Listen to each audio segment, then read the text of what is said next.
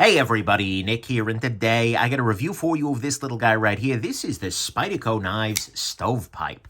Very, very weird knife, very interesting one, and one I'm glad I got a chance to check out. Before we go any further, though, I got to let you know, this guy was sent to me by Spyderco. We've had a long-term, working relationship, so to speak, but they know, as always, I'm going to talk about the good, the great, the bad, and the ugly, that it might be a gem, it might be junk. They did still send it along. Nonetheless, we do have to assume this is the very best quality-controlled one of these guys ever, and I'm doing my best not to let that affect the nature or the quality of my review. And this particular review sample will be going up for a charitable giveaway at some point in time here up in the future. Keep an eye out for those on the channel. So thanks, Spyderco, for that, but there you go. Next thing, let's do some size comparison. And what we're going to find is that this guy is actually counterintuitively small. When you first see this guy in the catalog, it's like, oh man, that's that, because it looks big and beefy. But in practice, next to the PM2 and the Delica here, this isn't that big. Right? It's thick. It's a thick boy, but it's not that big, right? In terms of blade length, we are just about the same length as the Delica here. And in terms of handle size, we are actually a little bit shorter than the Delica here. So this is not a particularly large knife. Here it is against the Ontario Rat 2. And again, this is not particularly huge. I mean, it's bigger than a Dragonfly, but this is actually a pretty small knife. Then I'll go ahead and I'll measure it up real quick, and we see that no matter how uncharitably somebody wants to measure this, this is coming in uncontroversially under 3.5, or I'm sorry, well, it's under 3.5 inches. It's also under 3 inches. So technically, both of those were true. It's also under 2 kilometers. Hey, there you go. Congratulations. So there's that.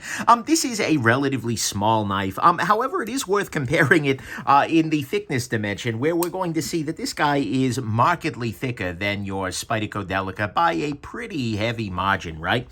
You can fit the Delica and its clip within the body of the knife itself here, right, thickness-wise. So this is a very, very thick boy here. Next thing, this guy is made at Spyderco's Taichung, Taiwan plant, right there.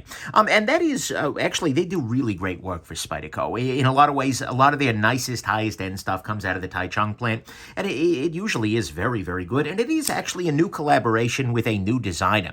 This is, as you can see here, we got a logo here for, I think, Ride Bomb. You also might know him as Kingdom Armory, and this is based on a custom knife called the Bill the Butcher, which is actually a Gangs of New York reference. So, there you go. This is a production version of a custom knife. And then finally, I just gotta put this out there right at the front of the review. This is $420, which is a bunch of freaking cash. And so one of the things we'll be talking about is, well, whether it's worth that much cash. So anyways, let's go ahead and jump into the good, the great, the bad, and the ugly of this little stovepipe right here. So on the good side, to start with, I actually do like this size, and given I have a bias, right? I tend to prefer smaller knives, but I think this puts it in a category that is going to not only be legally much more doable for a number of people, but, because 2.75 inches is a legal line in some places, and in a bunch of places, 3 inches is meaningful. But this is sort of in a lot of ways, I view this as a design choice as well, because this knife at 4 inches would be absolutely over the top and likely to terrify somebody. This guy at 3 inches is kind of like edgy in a very, very many ways, but at the same time, this is going to be a little less intimidating, right? This keeps it from being completely over the top and keeps it in mostly over the top. And actually, one other thing, I'm just thinking size comparison-wise, it's worth doing a footprint comparison in the pocket, and because... yeah, that's the whole situation right there. We see the Delica's about the same size, but this is a little thicker down here. So, anyways, size-wise, it is not particularly huge on those dimensions, at least. Next thing, this does have some nice details to it, right? This is a knife that they've clearly put some effort into. One of the details is this pivot screw, which I don't recall seeing anything similar on the in Spyderco's lineup before, and that's a nice thing. We also see that the pivot screw has a collar around it, and that collar serves as an over-travel stop, which prevents the lock bar from going too far in this direction.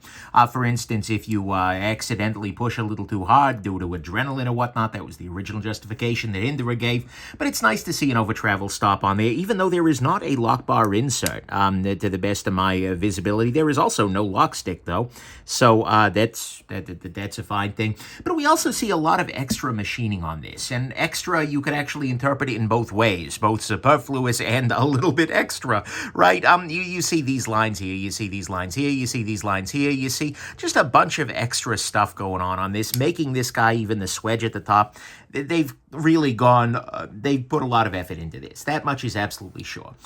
Next thing, the clip on this guy is nice. It actually works quite well. It looks super big and beefy and thick. Oh, here's another piece of extra right to either side there. Looks super big and beefy and thick, but it actually has right about the amount of spring I want, and the positioning of it is actually good because it doesn't interfere too much with the lock bar cutout, which normally I complain about those being on the outside, but given this thing here, that kind of matches. It kind of tracks. So, there you go. That's a thing. Next thing, this guy, and so the clip on the whole is fine. Right, it works quite well. Next thing, this guy has a very nice flick deploy. So what I mean by that, and I'm going to try and do this on camera, which is actually a little trickier, but what you do is you put your index finger or your middle finger in there, then you pop it out of there, and this was completely defeated by the fact that I'm doing this under a camera. Usually I'll put a little more wrist into it, but you can kind of do something like that. And with a big heavy blade like this, that little bit of wrist is very helpful. There we go. But the thing is, it is actually very well tuned to be a flicky deploy, right? This has a detent to it, and it has a detent that is of some strength, almost to the extent where actually deploying it with your thumb is possible, but it's much preferable, I think, in my estimation, to do it with the flick. It feels like that was meant to be done here. It's tuned that way, and considering Spyderco has had some issues with detent in the past, it is nice to see that this has a detent that I think is well tuned to the task. Next thing, this has a very smooth action here. This is running on phosphor bronze washers, as you saw in the disassembly here, and it is very, very nicely smooth, right? This feels great and has a washer action like any I would want. No complaints whatsoever. And the fact that they're doing this on phosphor bronze rather than bearings is all the more impressive, right? If you have liked in the past knives like the Spyderco Sleesh Bowie, the Swayback, the Techno, etc., you're going to find a lot of similarity in the action here. It's very nicely done there. Next thing, blade on this guy. So the blade on this guy is CPM 20CV. Which is being said right there, which is in the same blade steel family as the M390 and the 204P, and it is among the top blade steels out there right now. Of course, there are always more, but it is absolutely good to go. It is a great steel, and it seems to be done well here. Spyderco, generally speaking, does their steels very well in terms of heat treat and certainly in terms of edge geometry, right? Although this is a very, very thick blade, right? This is a needlessly thick blade, and we'll talk about that later. It does come down to a nice thin edge. You can see here they have ground this down quite effectively. They have done a very, very deep hollow grind on this. Let's see if I can show that off optimally here. There we go. That should give me the distance. What we see here is that this is a very, very hollowy grind right here. It kind of goes in, rather than being a straight line, it bends in a little bit like that. And so as a result, you end up with a very nice thin edge. And frankly, it's a very, very nice cutting knife. Unless you're cutting into something firm where the blade stock becomes problematic, this cuts beautifully, right? It's also a Warncliffe style blade, where you've got this very flat part on the bottom here, and it is actually very flat, right? This is a completely flat blade as near as I can tell, and that actually can be quite nice because, for instance, you can use just that little tiny bottom tip there to get into a package, for instance, if you're opening something like that. There is a reason a lot of utility knives are Warncliffe shaped, right? This is not going to work very well for like food prep and such like that, because trying to get down on a cutting board, for instance, with this blade, not going to work super well, but at the same time, it is an absolutely nice blade and a nice grind, and I do like a Warncliffe blade. They're not that common, and I do appreciate when they're done well. So there is that. And then finally, it's just a unique shape to the blade itself, particularly this swedge / harpoon, wedge, I don't know what the heck to call it, but they put an extra bump right up here. And it is not sharpened. I want to be very clear about that. It's not even a screwdriver. It's just an extra bump there. But it does definitely add something, and it makes the knife look a little bit different than if this were just kind of chopped out. It might even feel like a Yojimbo variant or something like that, which, might have been a little nicer in terms of carry, but, certainly isn't as unique. So this is a very, very nice blade. I think they've done a very good job of doing something that's certainly off the beaten path, and it's not going to be for everybody, but what they've done well, and I'm really excited to see more of this kind of a really deep hollow grind from Spyderco. There have been knives in the past that would have benefited greatly from that. The Resenti Paisan, for instance, comes to mind. And so this is a knife that I'm very happy to see with that grind there. Then finally, on the good side, this has excellent execution. The Taichung Spyderco plant is really, really good at making knives, right? They do excellent, excellent work. And so the things that we're seeing here, like the action, like the grind, like the finishing, this is a knife that is functionally just great, right? There is really nothing I can point to here that is not not a part of the design that is just like, no, you screwed that up, you did that wrong, right? They've done this very, very, very well, and that's not shocking coming out of Tai Chung, but it's good to see that that's still the case. So to me, all of that is the good, is that it's got excellent execution, it's got a nice blade, it's very smooth, with a nice flick deploy, fine clips, some nice details, and a nice size. On the great side, the thing that is 100% the thing about this knife is the design. This is a knife that is, like it or not, that is what is offered on this knife, right? That is what is selling this knife if it is being sold to you. The design. It is a bold design. It is relatively unique. It's not the first Cleaver style or Warncliffe style blade. It's not the first knife. But all of this put together is a very unique sort of thing. And it is a knife that you will know instantly whether you are interested in it. Honestly, if you are not interested in the design, there is nothing I can do to convince you that this knife is a good idea. It's a thing, right? But at the same time, for a lot of people, it's going to be very, very appealing. And so the design on this guy is the main feature. It is the thing. And if you love this design, then you're going to love this knife. And if you don't love this design, well, then why are you watching this? Well, probably to see how I screw up the rest of the review. But anyways, that's what it's got going on. The design is the thing that sells the knife, or in a lot of cases, breaks the knife. Which actually brings me, so that's what's great, the design. On the bad side, it is a super polarizing design. Actually, my wife liked the design quite a bit. For me, it kind of leaves me a little bit on the colder side. We know that she's the more hardcore of the two of us, so it doesn't really doesn't shock anybody here. But at the same time, it is going to be something that you either love or you hate. In practice, I don't really hate it, but it's certainly not like, oh my God, yes, yeah. So it's going to be a polarizing sort of affair. That is definitely for sure. Next thing, the back screw on this. So they put a lot of effort into this front screw with the surround on the screw itself and with the nice milling and whatnot. And then you get the back screw and it's just like, I'm a screw. And that's not as impressive to me. And then the two differently sized screws, which, okay, whatever. But it just kind of looks a little bit out of place, right? They've gone, whoa, on the front, and then on the back, it's just like, again, I'm a screw. And that's just not super helpful, right? Not the most interesting thing ever. Not the end of the world either, but it's a thing.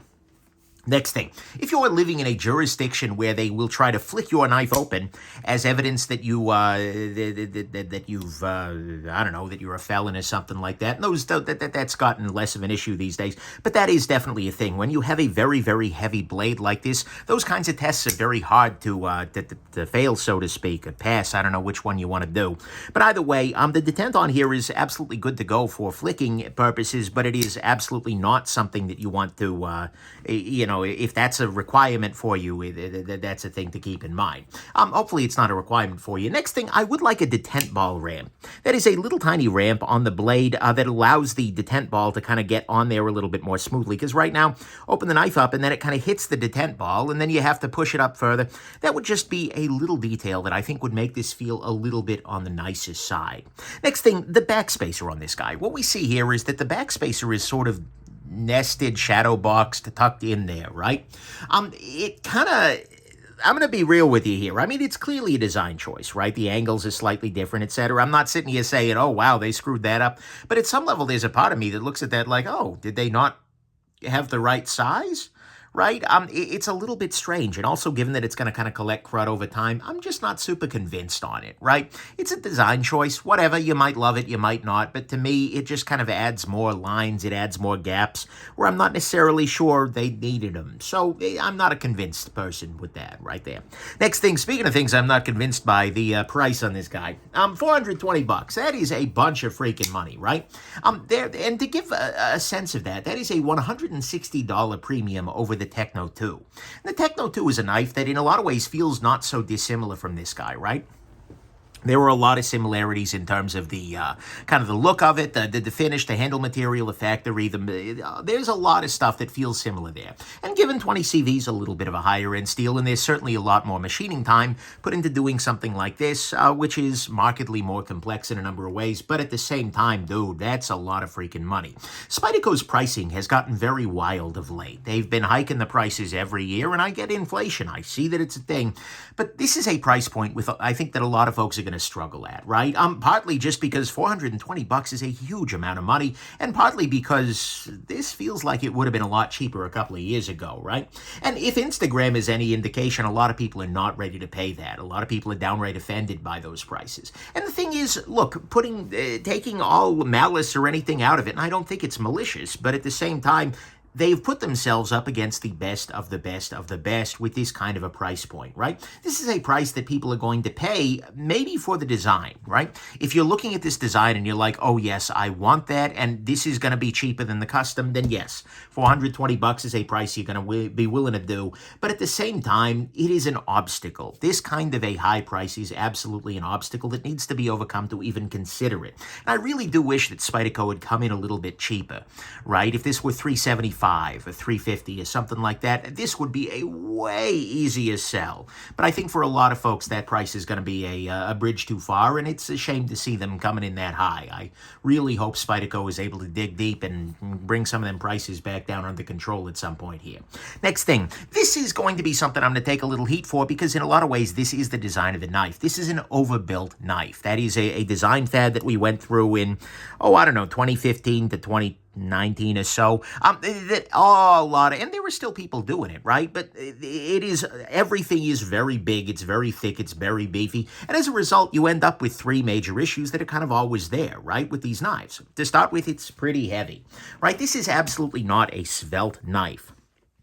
We are looking here at 4.83 ounces, and that's a fair amount. And you might be thinking, oh, well, they could have done some internal milling. Well, in practice, no, they couldn't have, because the balance is exactly right for having a blade that is this damn thick, right? You need to have this weigh the same as this for it to balance right. So it kind of, unfortunately, it makes sense. It's the aesthetic, but it just ends up being a very heavy knife. If we compare that to like the Delica, which is doing the same blade for 2.3 ounces, this is heavy. It's also very, very thick in terms of blade stock. Again, aesthetic choice, but it is a compromise for some kinds of cutting, right? If you're cutting into stiff materials, closed cell foam, you are going to have a problem because this blade is going to need to split open the material that you're cutting into. Again, it's fine if you're doing paper or fabric or bags of freaking sand, I don't know, but at the same time, for some things, this is going to really bind up and not going to be a great thing.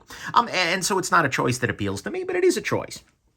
And finally, it is very large in the pocket. This knife, particularly more than most, is just huge in the pocket. What I mean by that is when you hang this guy, this is how much is going to be sticking up out of your pocket, but immediately below it, you have this thing.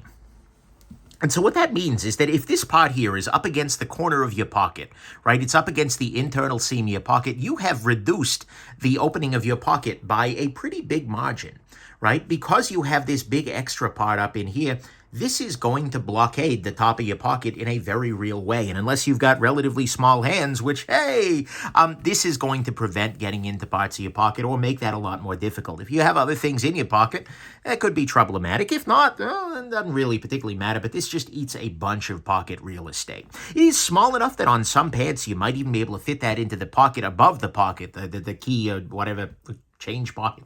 But whatever it is, this is very strangely shaped. And having this little kind of part up at the top here, had they done a more conventional Warncliffe and kind of lopped this part off, this would have been a lot more svelte in the pocket. But this is a very strong design choice that has a very strong consequence for being in your pocket. And then finally, this is not the most ergonomic knife.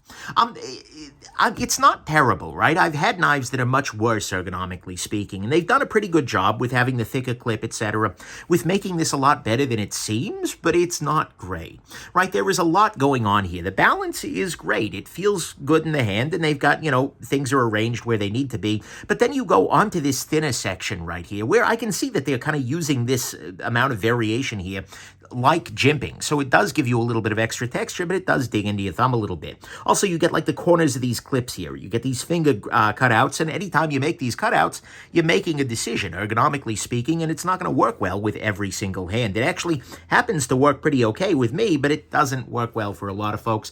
That's not great. And then, there are a lot of different things on here that make this guy just not feel amazing in the hand, right? It could be worse, but it's definitely could be better as well. This is a design design that is absolutely aesthetic first. And the ergonomics, I think they've made some efforts here, but it is an afterthought, or at least it sure feels that way in my relatively small hands.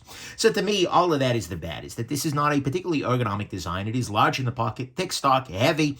It is $420 with a nested backspacer that kind of looks like it didn't quite fit. I'd like a detent ball rampant, and the back screw looks a little bit out of place. So ugly front, I know for a lot of people, they're going to look at this design and go, oh my God, that's ugly. But for me, ugly generally means this is a major flaw with the knife that never should have shipped. And I don't see any of those there, right? It's a knife that's well executed, even if you don't like what they executed, right? So we'll go into the final conclusion here. And to me, the conclusion is, in a lot of ways, when I first saw this, I was like, oh my God, what are they doing here? But in practice, it kind of looks like this equates to being like the Techno's really angry cousin. Right? You don't think about them in the same way, but in a lot of ways they do feel similar. They're both relatively thick, bank vaulty little knives, meaning they lock up very nicely and tightly. They are both sort of in that overbuilt aesthetic, although the Techno 2 much less so than the original one. But design-wise, they're wildly divergent, but they do have a lot of similar ideas at work. And so in a lot of ways, this does feel like sort of a rebirth of that kind of a model. And I don't think that's a bad thing for it to be, because there's a lot of good to it. It's a nice little size. And I think this is going to put a very weird and aggressive design in a lot of pockets that might be dealing with stupid laws that limit blade length, right? And it's got some nice details, a fine clip, a well-tuned and pretty good flicky detent for this. It's very smooth with a nice blade, excellent execution, and a very unique design. It is polarizing, absolutely 100%. It's got a weird backspacer, a high price. It is heavy, thick-bladed, and huge, as is the case with these kinds of overbuilt sort of aesthetics, and the ergonomics were clearly not the priority here. In practice, this is kind of weird from Spyderco, right? I mean, it says Spyderco on the blade there, right? And it is a Spyderco, even on the clip, which, by the way, not as huge a fan of that. But nonetheless, the clip branding, that is. But nonetheless, this doesn't really feel like them in a lot of ways. Spyderco always brags about, oh, our knives are built for the hand, not for the eye, right? They're meant to be very, very ergonomic, and aesthetics in many cases will take a back seat. Like a Manix, for instance, is maybe not everybody's perfect aesthetic ideal of a pocket knife, but by God, you put it in the hand and you're like, oh yeah, that's why it's shaped like that, right? So this feels very much like the opposite, right? This is a knife that feels like it is built for the eye more than for the hand, right? That's fine. And in a lot of ways, it's nice to see them mix it up and feature a new designer. That's probably the most exciting part here, is we just have another designer that Spyderco's working with. That's always a beautiful thing. And honestly, any knife, no matter how weird, is better than another PM2 sprint run. I'd like to highlight, this is the first new knife we've seen out of Spyderco in more than a year, so I'm kind of excited about that alone.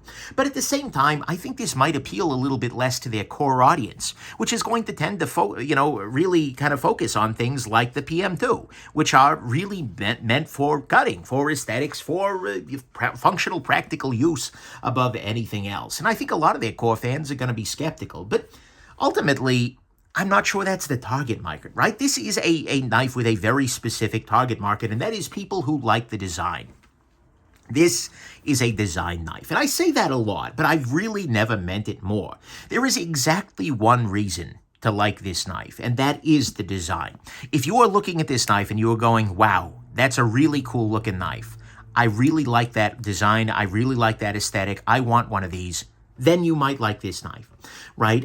That is the only reason, though. And that's not a knock on the knife, right? But that is the thing, that is the thing that this brings to the table, right? And as a result, it's a knife that's going to be very polarizing, and I've seen that in social media already. The folks who love it are not going to understand how anyone could hate it, right? Well, maybe they will, but it's going to be very much loved by the folks who love it, and the folks who hate it aren't going to understand how anybody could love it, right? And they'll be offended by the various prices to pay here, and that there are a couple of prices you pay for this design, right? In terms of carry, oh boy, it's a little pricey, right? This definitely costs you some pocket space. It also has a little ergonomic cost here, in that it is not the greatest thing in the hand, and there is certainly a practical cost of $420, right? All of those things are costs of this particular design. But final conclusion, if you don't love this design, then don't even think about this knife.